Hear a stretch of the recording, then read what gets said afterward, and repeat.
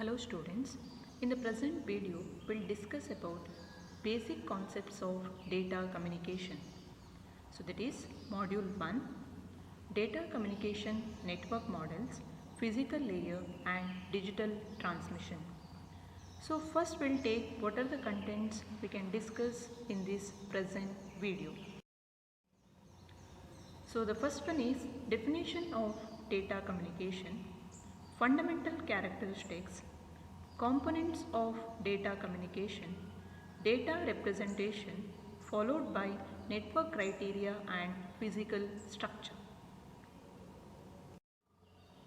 So now we'll take what is the definition of data communication. When we communicate, we are sharing the information. The sharing of information may be either local or remote. In the case of local communication, we can say that both the devices, that is sender and the receiver, may be located within the same site. But in the case of remote communication, communication takes place over a distance. So now we'll take what is the definition, actual definition of data communication. So data communication are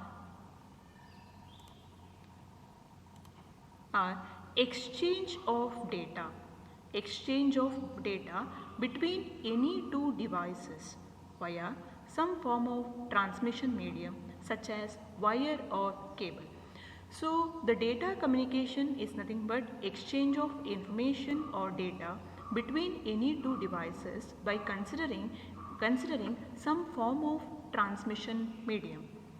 For data communications to occur, the communicating device must be a part of communication system made up of combination of hardware, that means physical equipment, followed by software, that means program. So the entire data communication system consisting of, or it may be made up of, combination of hardware and the software devices like physical equipments and programs. So now we'll take what are the fundamental characteristics of the data communication.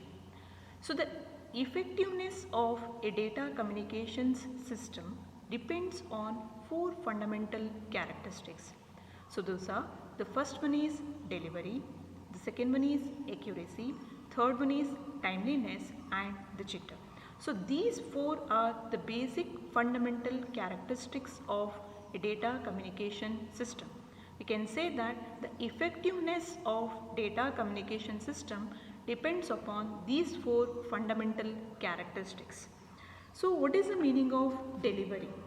So I can say that delivery is nothing but deliver the message to the correct destination.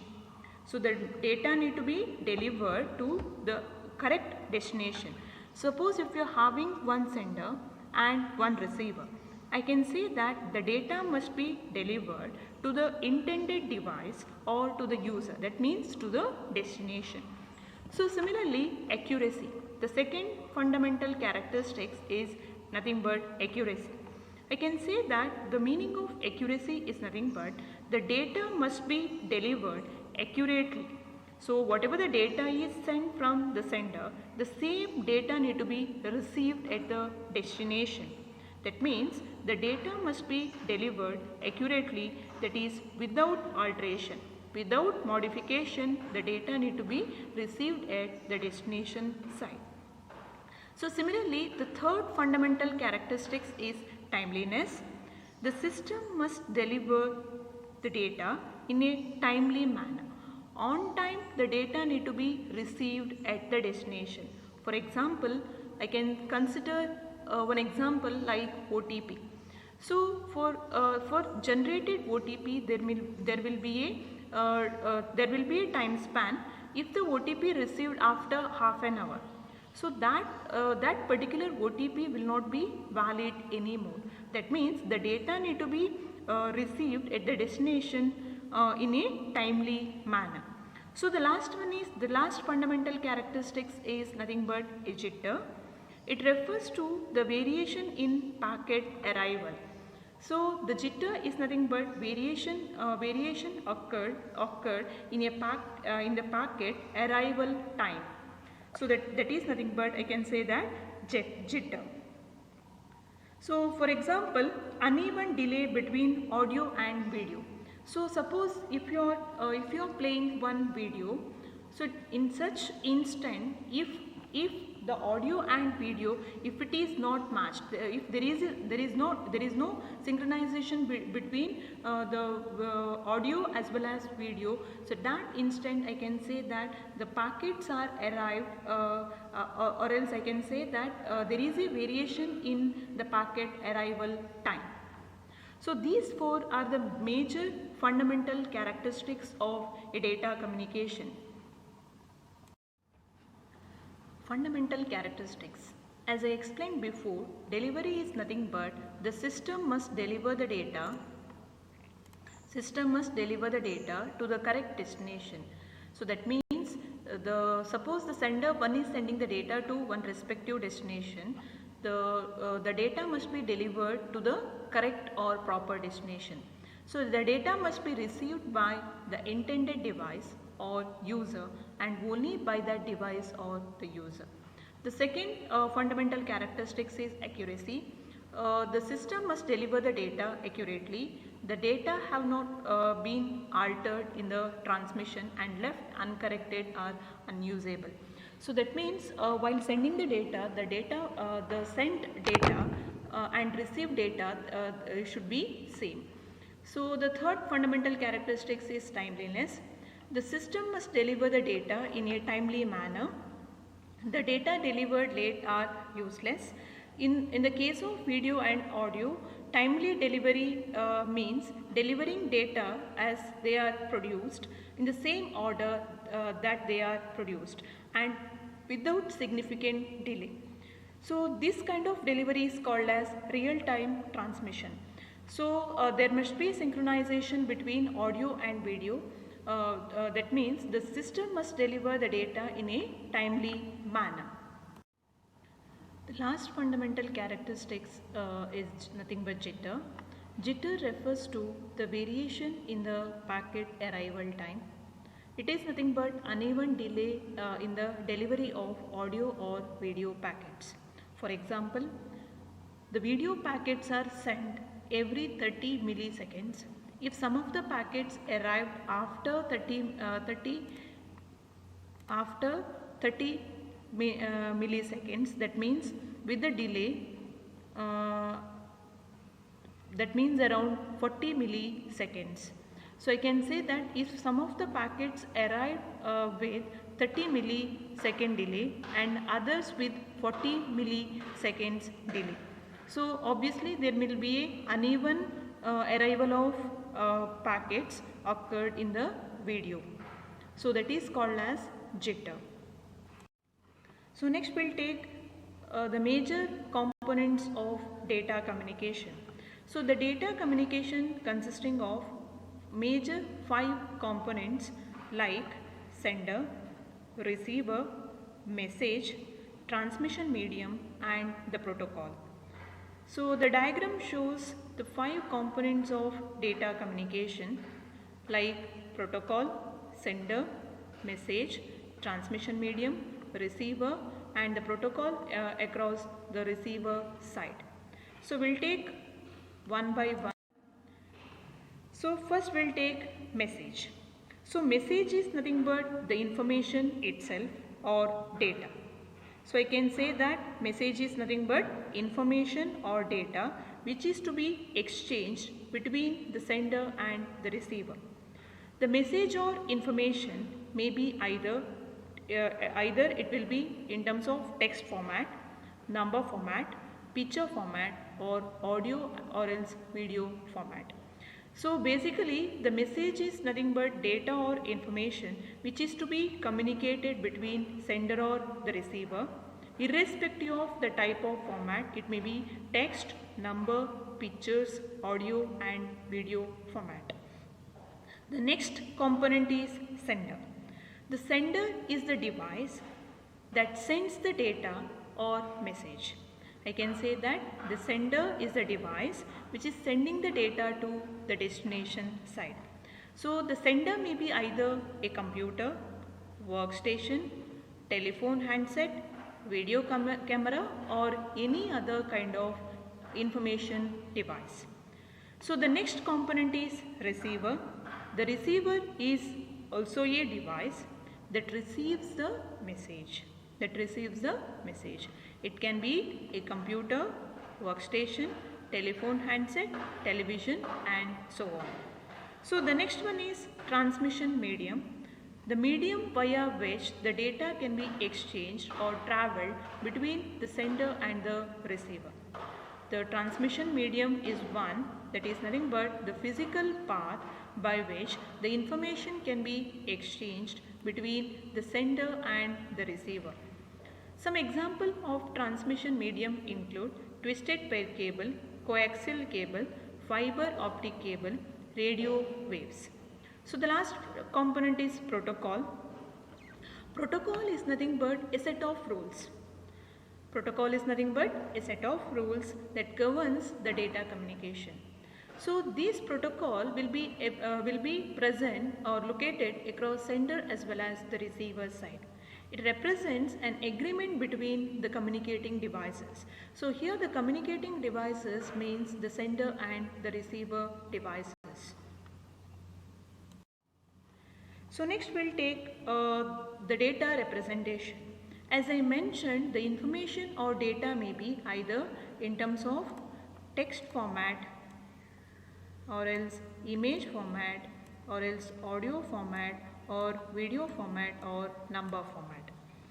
So if the data is represented in terms of text, in data communication, text is represented as a bit pattern or a sequence of bits considering 0 and 1, zeros and ones. Different set of bit patterns have been designed to represent the text symbol. Each set is called as the process of representing each set of text or patterns of zeros and ones. It can be called as code. It can be called as a code.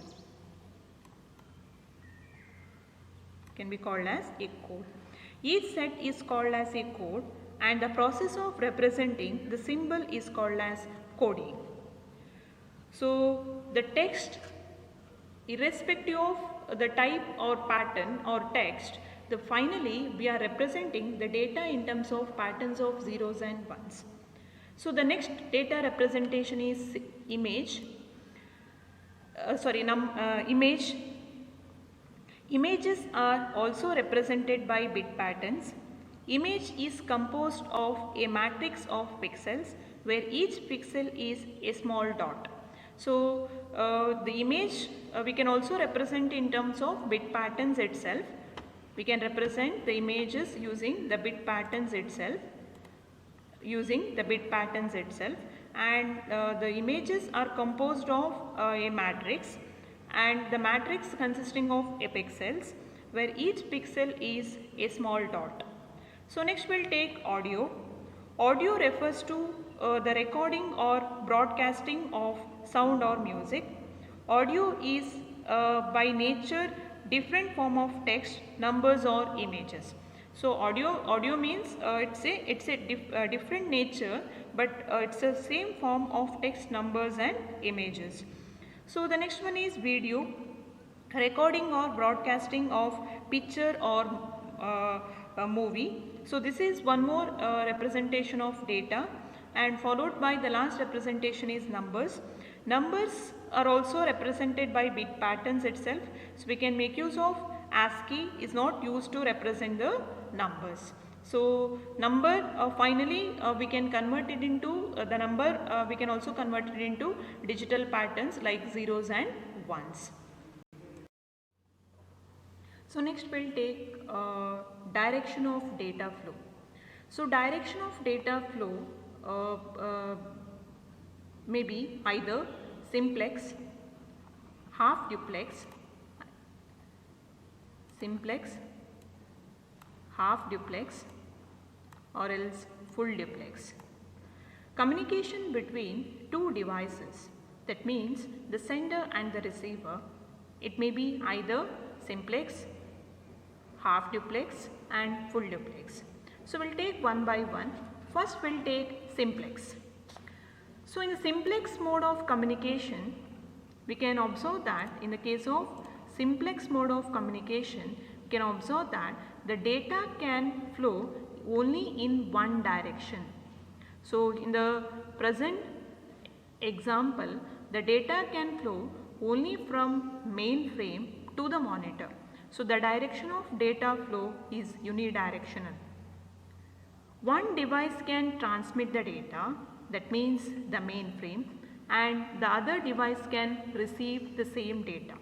Here the monitor cannot send the data to the mainframe. So in the case of simplex mode of transmission or simplex mode of data flow, the data can be unidirectional. Only mainframe can transmit the data to the monitor, but monitor cannot send the data to the mainframe. Monitor only can receive the data. So that is nothing but simplex communication mode. So for example, for simplex communication is a computer system. Data flow from CPU to the monitor or from keyboard to the monitor in one direction only. So I can say that the data is unidirectional between the keyboard to the monitor or else CPU to the monitor. So similarly, next we'll take half duplex. In the case of half duplex mode of communication, each station can transmit the data or it can receive the data. That means both the stations can transmit bar receive the data, but by considering the time slot. That means during time t1, station 1 can transmit the data and station 2 can receive the data. Similarly, during time t2, station 2 can transmit the data and station 1 can receive the data. Both station 1 and station 2 cannot transmit bar receive the data continuously. It cannot receive or transmit the data continuously. So in the case of half duplex of communication, between each station can transmit or receive the message or data, but within the stipulated time. So we can consider an important condition in half duplex mode is that both devices cannot transmit at a time. The same time both station 1 and station 2 cannot transmit the data. The entire channel capacity is used by any one device transmitting at that time. So entire channel capacity will be utilized by either station 1 or station 2, but not by but both the stations cannot use the station capacity or the capacity. So the last one is full duplex mode. In the case of full duplex mode, both stations can transmit and receive simultaneously. There is no restriction in order to utilize the channel capacity between the station 1 and station 2. Both the stations can transmit and receive parallelly or continuously. In the case of full duplex mode of communication, data flow in both directions share the channel capacity. A common example of full duplex communication is telephone network. The subscriber at both the ends can talk and listen at the same time. For example, if you are communicating via telephone, both the subscribers at both the ends can talk as well as listen simultaneously at the same time. So these are the major three direction of data flows. The first one is simplex, which is unidirectional. The second one is half duplex, which is bidirectional, but there is a time limitation. And the last one is full duplex. Here both the stations can send and transmit simultaneously. So next we'll take networks. A network is a set of devices interconnected by a communication medium. So we need to interconnect the devices which is capable of communicating with each other. In this definition, the device may be either host or an end system such as large computer, desktop, laptop, workstation, cellular phone or security system, etc. So we can also refer the device as node. That node may be either computer system, desktop, laptop or whatever. So next we will take network criteria. A network must satisfy the following criteria like network performance, reliability and security. So we will take one by one. First we will take network performance. Performance can be measured by transmit time. It may be measured by transmit time and the response time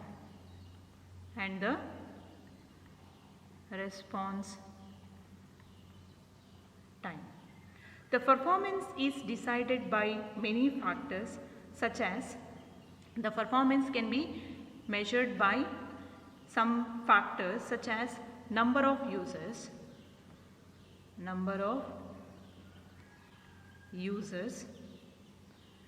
type of transmission medium,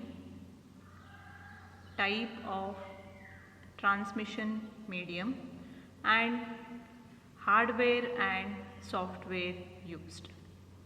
So I can say that the performance can be measured by transmit time and response time, that is propagation delay and speed of operation. We can also decide the performance of the network by considering total number of users, type of transmission medium and the hardware and software used. The second network criteria is reliability.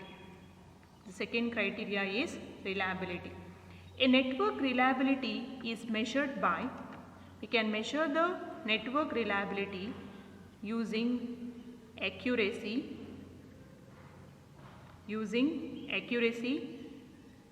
failure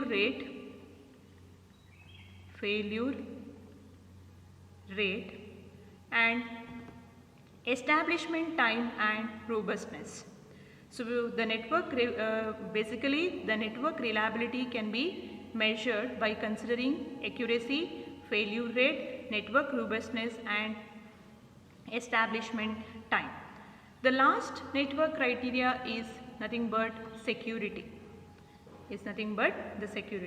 The network security concerned with protection of data from unauthorized access. Suppose if you are having one sender, if you are having one receiver, so there will be a transmission medium. So suppose if you are protecting the data from any unauthorized user, suppose if this is the data, I can say that we have provided good security to the network. So the data must be protected against any kind of unauthorized access. That means only the authorized users can access the data. So these three are the major network criteria. So a network must and should satisfy these following criteria like performance, which can be measured by considering transmit time and response time. The reliability is measured by considering accuracy, failure rate, establishment time and robustness. The last network criteria is security. The network security concerned with the protection of data from any kind of unauthorized access. Next we will take physical structures. So basically the physical structure includes physical connection as well as topologies.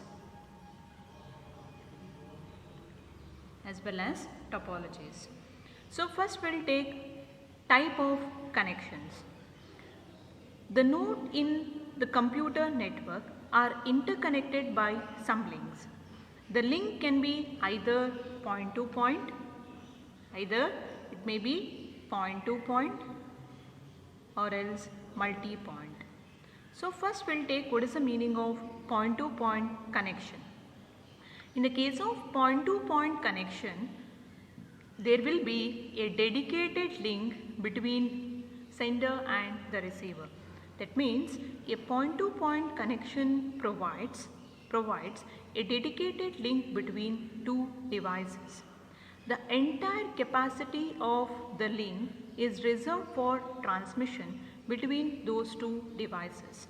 So that means since there is a dedicated link between the sender and the receiver, the link capacity will be shared between only those two devices. The link that means the link capacity is shared between the only two nodes. The link can be a cable or any other kind of transmission medium. So the typical example is TV and its remote control. The typical example is I can take TV along with the remote control. So next we'll take multi-point. When two or more devices,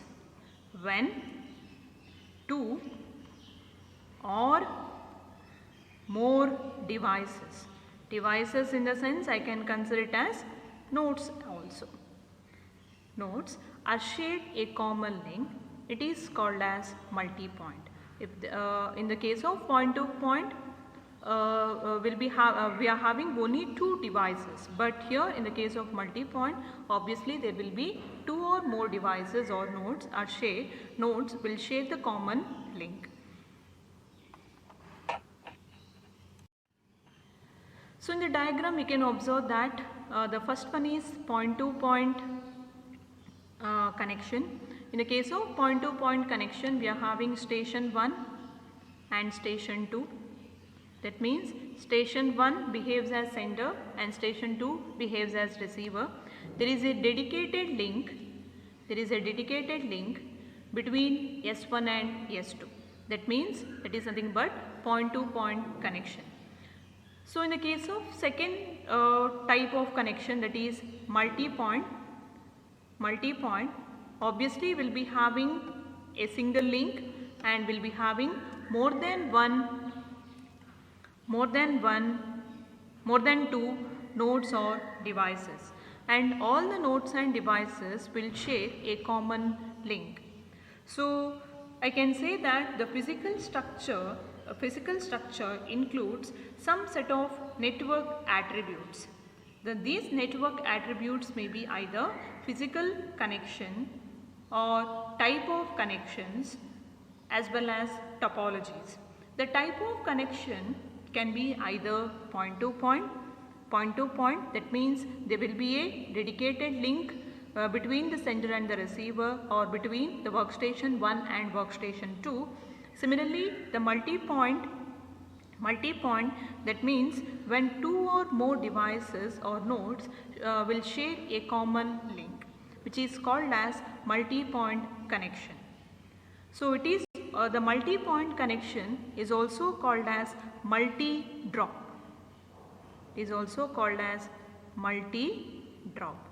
Multi-point connection is also called as multi-drop.